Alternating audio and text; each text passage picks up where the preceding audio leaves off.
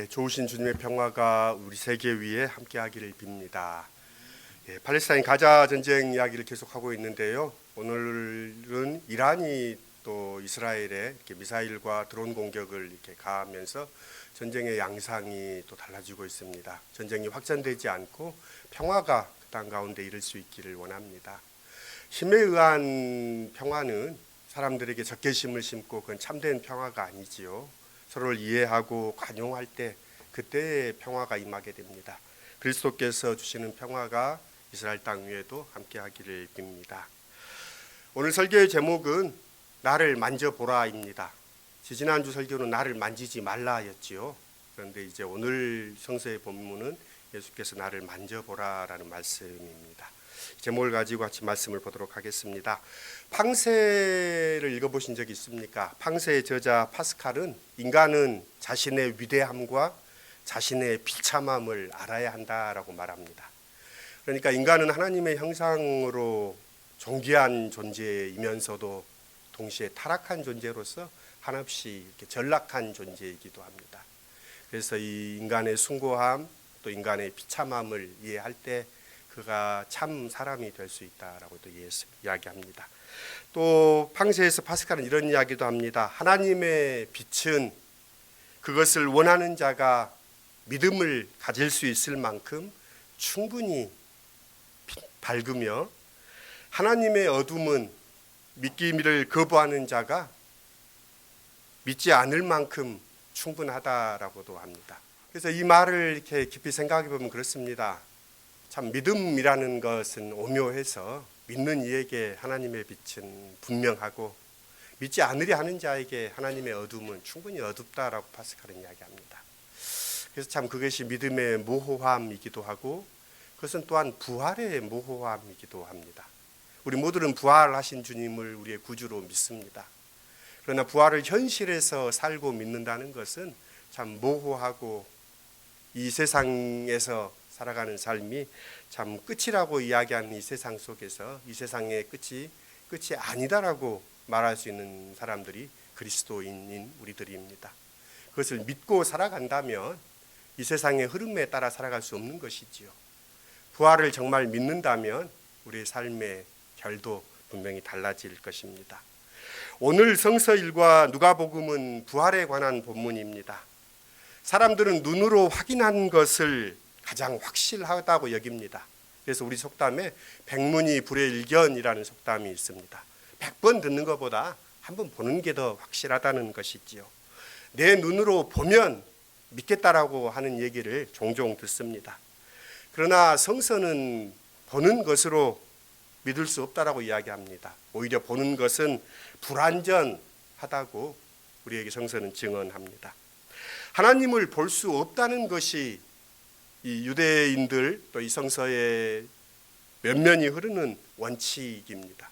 그래서 하나님을 보면 죽는다라는 게 성서의 사람들의 고백이었던 것도 생각해 볼 수 있습니다.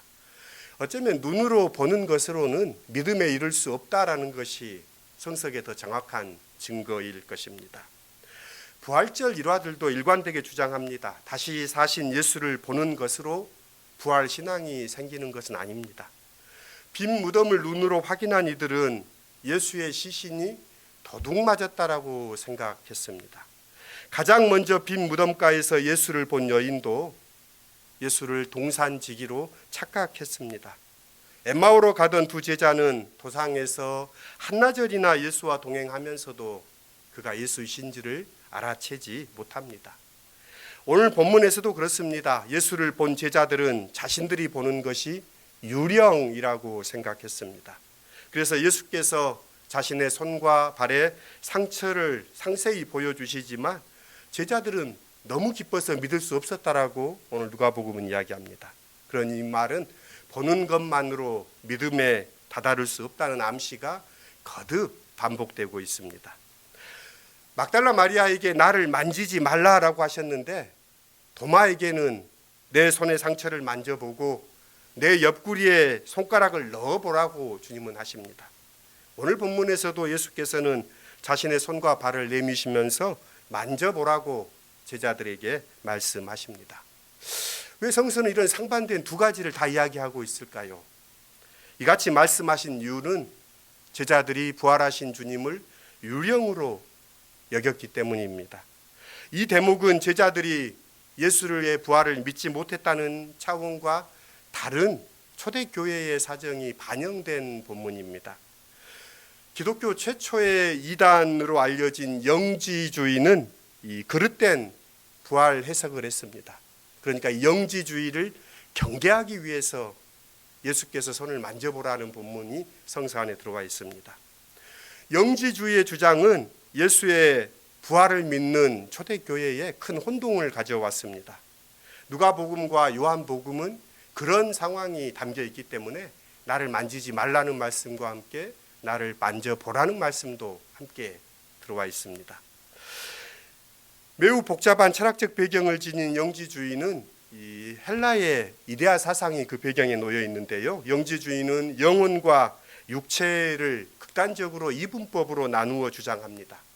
그래서 영은 선하고 육은 악하다라는 것이 근본적인 전제입니다. 영과 물질은 서로 어울릴 수 없다라는 전제를 그들은 갖고 있었습니다. 이런 논리에서 선하며 영원하신 그분은 육체를 가질 수 없다라는 것이 영지주의의 주장입니다. 그러니까 그리스도께서 육신이 되셨다라는 것은 사실이 아니다라는 것입니다. 그리스도께서 육신을 가지면 그는 죄인일 뿐이요, 그는 악하게 된다라는 것입니다. 영지주의의 주장은 예수는 단지 인간처럼 보였을 뿐 그는 영으로 존재하셨다는 가연설이 이 영지주의의 근거에서 등장합니다. 육신이 없으니 예수의 죽음도 부정되고 육체가 없는 영혼의 부활만 인정하게 됩니다. 이게 이야기하는 문제가 무엇인가 하면 사람들은 육체의 삶을 중요하지 않게 여기게 됩니다. 그래서 극단적인 금욕주의로 나가든지 아니면 방종으로 나가든지 하게 됩니다. 영지주의는 자신들이 소유한 영적 지혜를 가져야만 구원에 이른다라고 주장했습니다. 그러니까 비의, 숨겨진 신비로 자신들에게만 전수된 믿음을 가져야 한다고 주장합니다. 오늘 본문은 영지주의와 맞서는 누가의 의도를 보여줍니다. 예수께서는 자신에게 손과 발이 있으며 살과 뼈가 있다고 강조하심으로써 영혼만 부활한 존재가 아니라는 것입니다. 영혼의 부활이라는 주장을 부정하십니다. 당시 이해에 따르면 영은 육체, 그러니까 손과 발, 뼈를 가질 수 없습니다. 또한 영혼은 먹지 않는다는 것이 상식적입니다. 그런데 예수께서는 의도적으로 먹을 것을 달라 하시고 직접 드십니다. 성서는 몸의 부활을 말합니다. 몸의 부활은 영혼만의 부활이 아니라 또한 육체만의 부활이 아니라 영과 육체의 부활을 아우르는 부활입니다. 그러니까 부활의 몸은 완벽한 몸도 아닙니다. 공부병이 생각해 보면 예수의 부활하신 몸에는 상처가 그대로 남아 있다는 사실도 놀랍습니다. 왜 부활의 몸에 상처를 남겨두셨을까 하는 생각까지도 하게 됩니다. 영화에 보면 부활하면 다 깨끗하게 나을 텐데 주님은 그런 몸이 아니라 상처의 흔적을 고스란히 갖는 몸으로 부활했음을 성서는 우리에게 일깨워집니다. 이런 주님을 경험하는 길을 누가복음은 또 성서는 우리에게 알려줍니다. 누가복음에 따르면 부활하신 주님을 경험하여 믿음에 이른 길은 두 가지입니다. 보거나 만져서 만나서 주님의 부활을 믿게 되는 것이 아니라 하나님의 말씀을 깨우칠 때 부활을 믿게 된다라고 이야기합니다. 그리고 다른 하나는 성찬에 참여했을 때 제자들이 부활을 깨닫습니다. 오늘 본문과 함께 앞에 나오는 엠마오의 두 제자 이야기도 이를 공통적으로 이야기합니다. 예수께서 떡을 가지고 축사하실 때 제자들이 주님을 비로소 알아봅니다. 오늘 본문에서도 예수께서 물고기를 드셨다는 사실과 공명합니다. 엠마오로 가는 길에서 예수께서 제자들을 가르치십니다. 그리스도가 고난을 받고 죽임을 당하고 부활하여야 한다는 것에 대해서 제자들에게 성경을 열어 깨닫게 하십니다. 그러니까 제자들은 말씀을 듣고 깨우칠 때 부활의 주님을 만나게 되는 겁니다.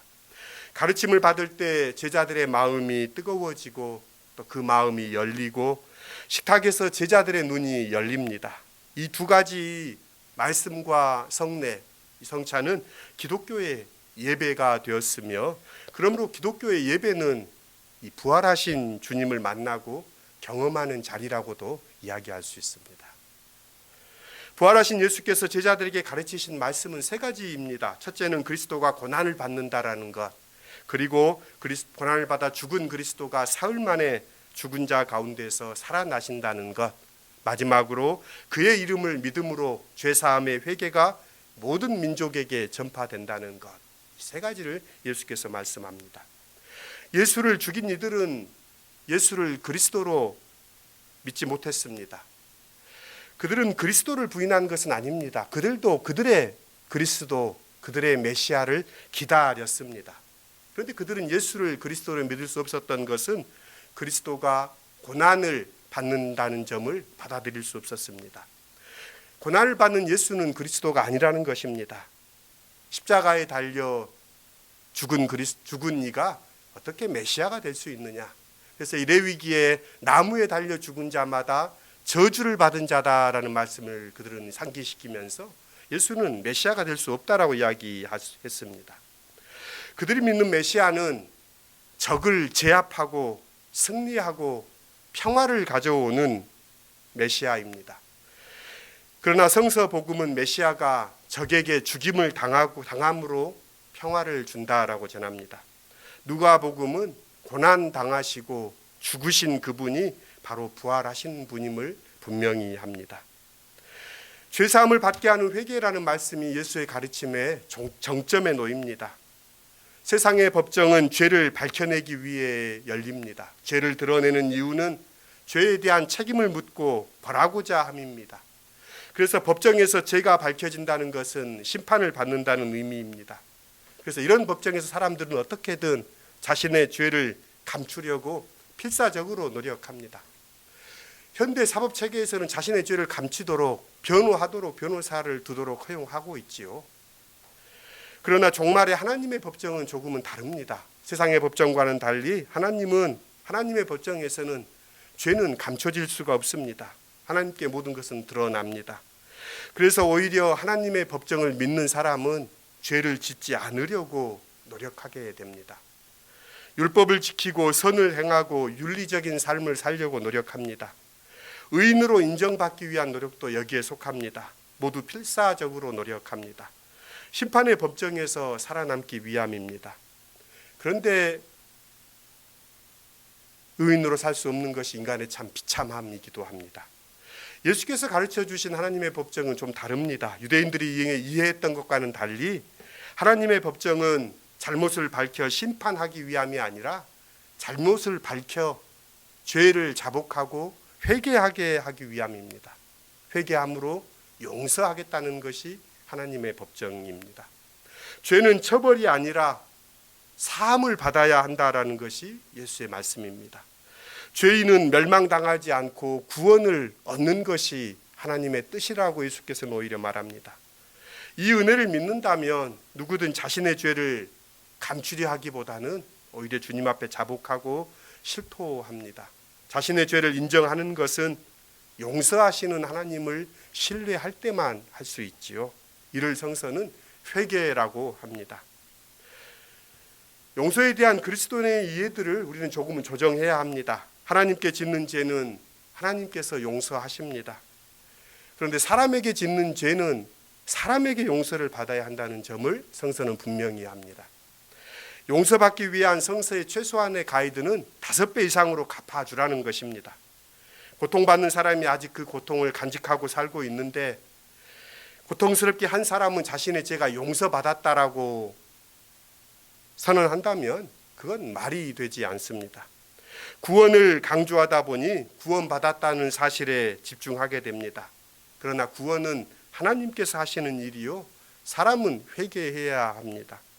회개는 단순히 내가 잘못했어가 아니라 하나님께 돌아가는 것이지요.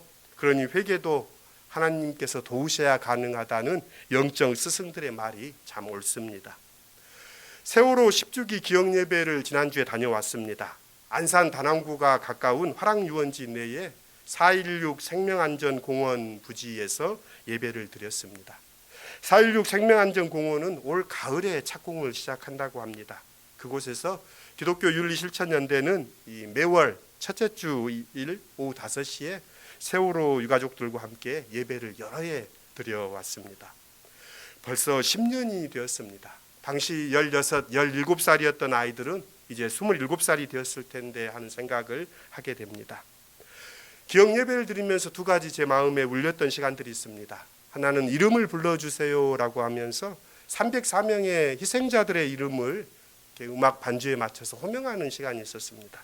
10분이 넘도록 음악에 맞추어 한 사람 한 사람 이름을 부릅니다. 강승묵, 강신욱, 강혁, 김건우, 김대림, 김동혁 이름들을 호명합니다.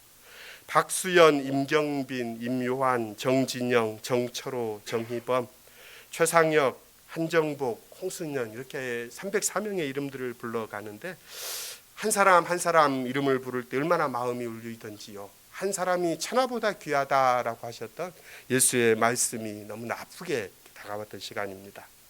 또 한순간은 또 한 순서는 4.16 합창단의 찬양이었는데요. 피해자와 또 시민으로 이루어진 합창단의 노래였습니다. 잊지 않을게라는 곡이었는데요. 잊지 않을게, 잊지 않을게, 절대로 잊지 않을게, 꼭 기억할게, 다 기억할게, 아무도 외롭지 않게, 1년이 가도 10년이 가도 아니 더 많은 세월 흘러도 보고픈 얼굴들, 그리운 이름들 우리 가슴에 새겨놓을게라는 이 가사 말이 가슴에 깊이 닿았습니다. 가해자들은 피해자들이 잃어버린 상실을 이해할 수 없습니다. 그들이 어떻게 이해할 수 있겠습니까? 피해자들이 가진 그들의 모든 것이었는데 많이 가진 이들이 그것 하나 잃었다라고 생각해서 그들은 쉬이 잊을지 모르지만 자신이 가졌던 것 중에 가장 소중한 것을 잃어버린 이들은 절대로 잊을 수 없는 것이지요. 이스라엘은 어쩌면 팔레스타인 사람들을 쫓아내고 제거할 수 있다고 생각하지만 팔레스타인 사람들이 가진 그들의 미래를 빼앗아 버렸지요. 자식들의 목숨을 잃고 삶의 터전을 빼앗아 버렸는데 피해자가 어떻게 잊을 수 있겠습니까? 그날의 그 아픔과 그 고통을. 그러니 인류의 이 일이 끝이 나지 않는 그럽니다. 가해자들이 용서를 구하는 것이 언제 멈출 것이냐? 피해자가 그만해라 할 때까지겠지요. 그때까지 잊혀질 때까지이지요. 그러나 잊을 수가 없다는 것이 성서의 가르침이지요. 성서에 하나님은 오히려 그렇게 말합니다. 어미는 자식을 잊을 수 있어도 나 여호와는 잊지 않겠다라는 것이 하나님의 말씀이지요. 기억할게, 기억할게, 절대로 잊지 않을게. 저는 오히려 하나님의 음성을 듣는 듯했습니다. 하나님은 그 모든 것을 기억하시고 그날 이루어진 일에 대해서 물으실 것입니다. 그리고 드러내시고 가해자들에게 회개를 요구하실 것입니다. 용서하신 하나님을 신뢰할 때, 자신의 죄를 인정할 때 회개는 시작됩니다. 회개는 자신의 죽음이요, 용서는 부활의 선언이기도 합니다. 그래서 회개와 용서는 의인이 되는 자격을 얻는 일이 아니라 생명을 수여받는 일입니다. 이 용서가 하나님의 구원이라는 사실이 모든 민족에게 전파되어야 할 복음입니다. 불의가 행해지는 곳에, 악이 득세하는 곳에, 정의가 죽음을 맞는 곳에서 불의는 드러나야 하고, 악은 회개해야 하고, 용서가 일어나야 할 때 그곳에 부활이 일어나는 것입니다. 사울을 맞으면서 역사문화 탐방을 많이 하고 있습니다. 오늘 이 수요 시위에도 다녀왔고요, 또 세월호도 다녀왔고요, 또 금주 금요일에는 4.19 묘역에도 한번 가볼까 하는 생각을 하고 있습니다. 저는 어쩌면 역사의 부활이라고 생각합니다. 아무 말 못하고 죽임을 당했던 사람들, 불의의 숨죽이었던 사람들, 그들이 이제야 목소리를 내는 것이죠. 그들의 목소리가 울려날 때 주님의 부활의 현장이다라고 생각합니다. 너희는 이 일의 증인이다라고 주님은 말씀합니다. 그리스도인들은 이 복음, 정의가 되살아나고 하나님의 의가 나타나는 것, 이것을 우리는 이 일의 증인입니다. 이 복음은 특별한 소수에 점유되지 않도록 모든 사람에게 전해라는 것이 교회에 부름받은 이유이기도 합니다. 그러기에 교회는 모든 차별이나 기득권과 싸워야 합니다. 모든 민족에게 전파되기 위해서 그리스도인들은 땅끝까지 가라는 명령을 받았기 때문입니다. 그 시작은 예루살렘에서 우리가 사는 자리까지입니다. 여기에서부터 복음이 성취되어야 하고 여기에서 멈추면 안 됩니다. 증인은 자신의 경험을 말하는 사람들이 아닙니다. 자신의 지식을 말하는 것도 아닙니다. 부활하신 주님을 경험하고 자신이 보았던 것, 경험했던 것을 말하는 자들입니다. 죽음을 경험한 모든 이들을 주님은 보내십니다. 너희가 이 일의 증인이라. 부활의 삶을 사는 시온의 모든 지체들 될 수 있기를 빕니다. 함께 기도하겠습니다.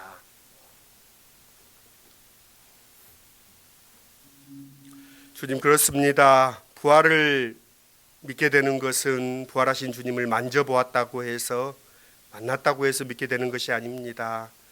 매주일 예배에서 말씀을 듣고 우리를 깨우치시는 성령님, 성찬을 통하여 그리스도의 살과 피를 먹고 마시게 하는 이 예배 가운데 주님을 만납니다.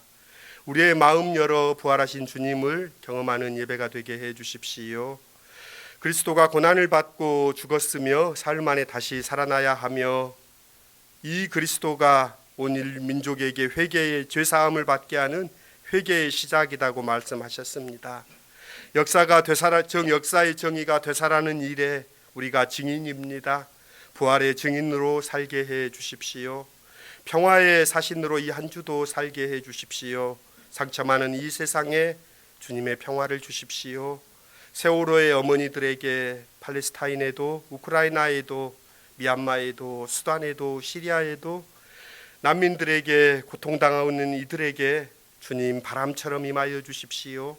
예수님의 이름으로 기도드립니다. 아멘. 결단의 찬송 168장입니다.